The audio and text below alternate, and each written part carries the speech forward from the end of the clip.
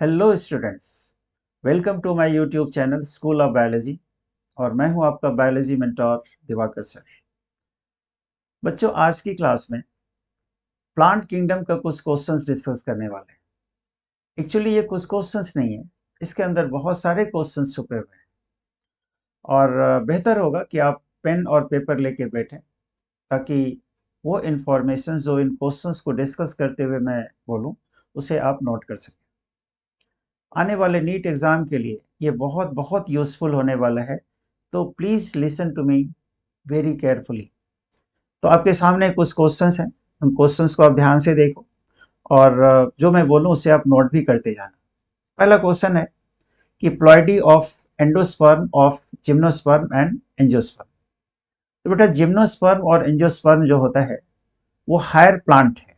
Last के जो तो प्लांट ग्रुप होते हैं जिसमें सीड्स बनते हैं, उनको हम हायर प्लांट कहते हैं। तो सीड प्लांट का एग्जाम्पल है जिम्नोस्पर्म और एंजियोस्पर्म। इसकी प्लॉइडी लेवल क्या होती है? इनकी प्लॉइडी लेवल दोनों में डिफरेंट होती है, इसलिए ये क्वेश्चन अक्सर पूछा जाता है। तो एंडोस्पर्म होता क्या है? Endosperm is food laden tissue, है ना, न्यूट्रिशियस टिश्यू होते हैं जो एम्ब्रियो को न्यूट्रिशन प्रोवाइड करते हैं। जिम्नोस्पर्म में एंडोस्पर्म को रिप्रेजेंट करने वाला जो स्ट्रक्चर होता है वो होता है फीमेल गैमेटोफाइट। वो होता है फीमेल गैमेटोफाइट।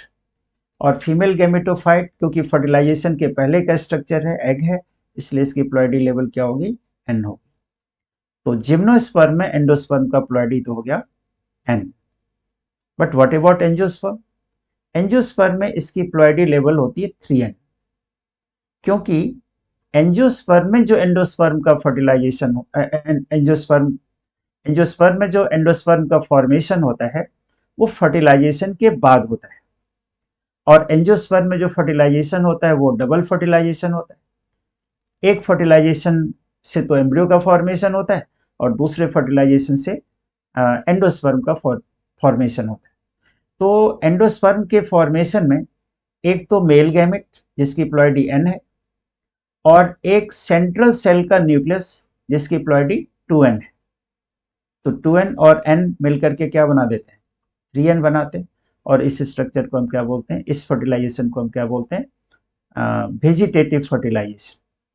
तो एंजियोस्पर्म में प्लॉइडी हो गया n, एंजियोस्पर्म में प्लॉइडी हो गया 3n और जिम्नोस्पर्म में प्लॉइडी हो गया n। तो ये बड़ा इंपॉर्टेंट इंफॉर्मेशन है, तो इसको आप ध्यान में रखिएगा। अगला क्वेश्चन है कि what are haplontic, diplontic and haplodiplontic life cycle. पहले हैप्लॉन्टिक करते हैं। तो हैप्लॉन्टिक लाइफ साइकिल जो है, haplontic life cycle is represented by most of the algae. Most of the algae haplontic life cycle को रिप्रेजेंट करता है। हैप्लॉन्टिक लाइफ साइकिल में क्या होता है कि यहाँ पर देयर इज नो स्पोरोफाइट, यहाँ पर सिर्फ गैमेटोफाइट होते हैं। स्पोरोफाइटिक प्लांट एल्गी में होता नहीं। और मोस्ट ऑफ द फेजेस जो होते हैं लाइफ साइकिल में वो हैप्लॉइड होते हैं। सिर्फ एक फेज डिप्लॉयड होता है और वो फेज होता है जायगोट। तो जायगोट में मियोसिस होने के बाद फिर से स्पोर्स बनते हैं और वही स्पोर गैमेटोफाइट में चेंज हो जाते हैं। ऐसे साइकिल को हम क्या कहते हैं? Haplontic life cycle. तो haplontic life cycle is represented by most of the algae. Diplontic life cycle, diplontic life cycle is represented by last two plant group. Last two plant group कौन कौन है? Gymnosperm है और angiosperm है। और एक algae का एग्जाम्पल भी इसमें आता है और वो है फ्यूकस। डिप्लॉन्टिक लाइफ साइकिल में there is no free gametophyte. वहां पर स्पोरोफाइटिक प्लांट जो होते हैं ना वो मेन प्लांट होते हैं, और गैमेटोफाइटिक प्लांट जो होता है there is no separate existence of gametophytic plant. But gametophytic जो होते हैं ना, gametophyte, they are present inside the sporophytic plant body.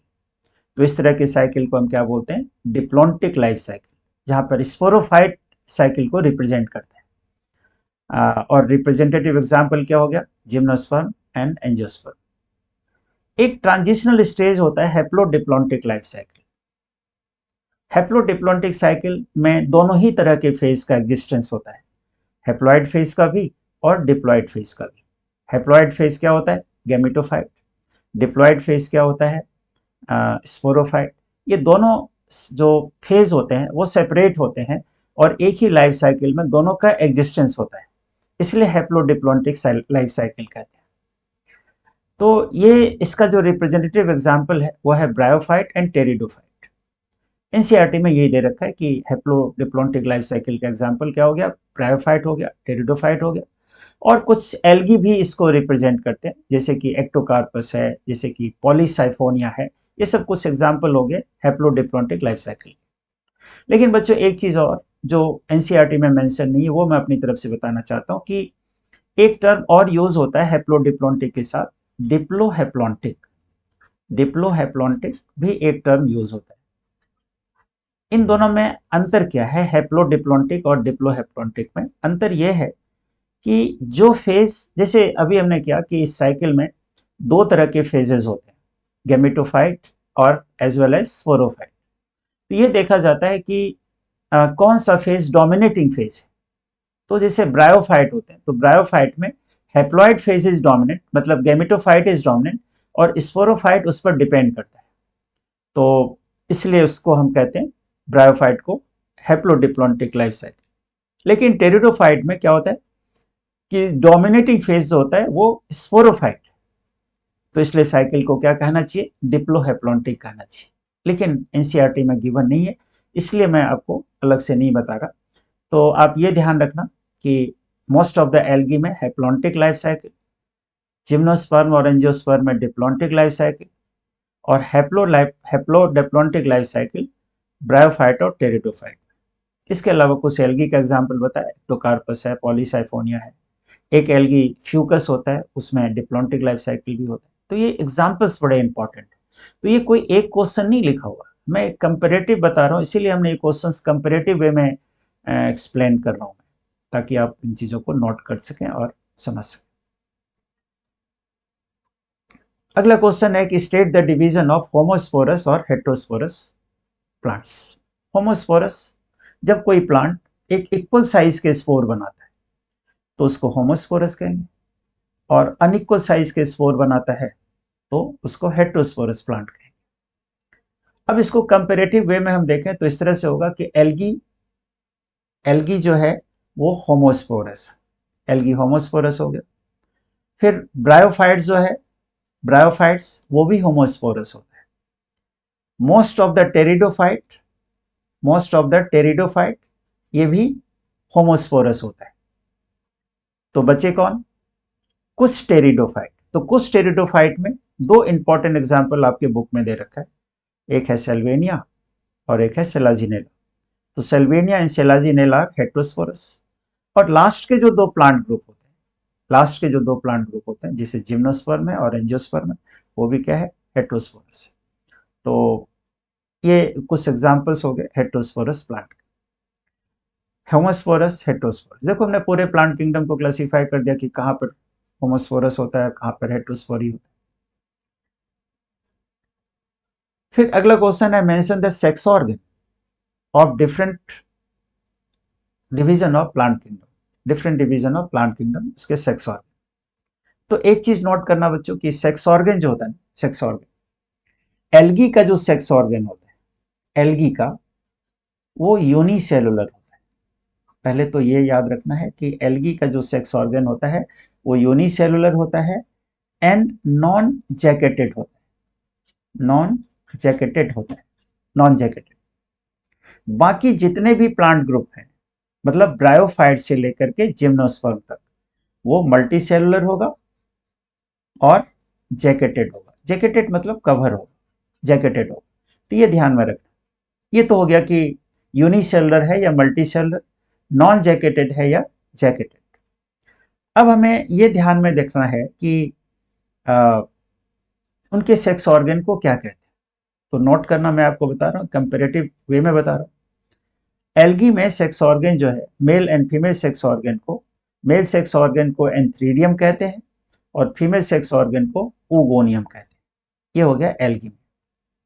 Bryophyte में आते हैं, तो ब्रायोफाइट में मेल सेक्स ऑर्गन को एंथ्रीडियम कहते हैं और फीमेल सेक्स ऑर्गन को आर्कीगोनियम कहते हैं। फिर तीसरे नंबर पर आते हैं टेरिडोफाइट में। यहां भी सेम है ब्रायोफाइट वाला कि मेल सेक्स ऑर्गन को हम क्या बोलते हैं, एंथ्रीडियम, और फीमेल सेक्स ऑर्गन को आर्कीगोनियम। अब यहां तक एंथ्रीडियम खत्म हो जाता है। एंथ्रीडियम स्टार्ट कहाँ से हुआ? एल्गी से। खत्म कहाँ पर हो गया? Pteridophyte. Pteridophyte is the last phylum to have antheridium. लेकिन आर्किगोनियम कहाँ पर अपीयर हुआ था? आर्किगोनियम अपीयर हुआ था ब्रायोफाइट में। तो ब्रायोफाइट में आर्किगोनियम होगा, टेरिडोफाइट में होगा, और अगले एक और ग्रुप में होगा जिम्नोस्पर्म। ठीक है, तो यहां तक इस तरह से एंथ्रीडियम और आर्किगोनियम का डिस्ट्रीब्यूशन इस तरह से होता है। अब जिम्नोस्पर्म में जब हम आते हैं तो जिम्नोस्पर्म के सेक्स ऑर्गन को कोन्स बोला जाता है ना? कोन बोला जाता है, सेक्स ऑर्गन को कोन बोला जाता है एंड इसमें प्लांट जिम्नोस्पर्म। और जब हम एंजियोस्पर्म में आते हैं तो एंजियोस्पर्म में रिप्रोडक्टिव ऑर्गन क्या होता है? रिप्रोडक्टिव ऑर्गन फ्लावर होता है। फ्लावर और किसी ग्रुप में होता नहीं। और उसके जो दो सेक्स ऑर्गन हो गए, मेल सेक्स ऑर्गन को एंडोसियम और फीमेल सेक्स ऑर्गन को गाइनोसियम कहते हैं। तो देखो इस तरह से कंपेरेटिव वे में आप लर्न करोगे तो आपके लिए बड़ा यूजफुल होने वाला है। फिर एक टर्म आता है कि what are tracheophytes and non tracheophytes. Tracheophyte का मतलब होता है वेस्कुलर प्लांट। जैसे जैसे प्लांट डेवलप्ड होते गए उसमें है ना ट्रांसपोर्टेशन के लिए वेस्कुलर बंडल डेवलप हुआ। जिसमें वेस्कुलर बंडल नहीं होता वो अनडेवलप्ड प्लांट होते हैं, ज़्यादा डेवलप नहीं होते। तो नॉन ट्रैक्योफाइट प्लांट छोटे साइज के होते हैं, ये नॉन वेस्कुलर प्लांट। तो इसका एग्जाम्पल क्या हो गया? Algae and bryophyte. Algae and bryophytes are non vascular plant. Algae and bryophytes are non vascular plant.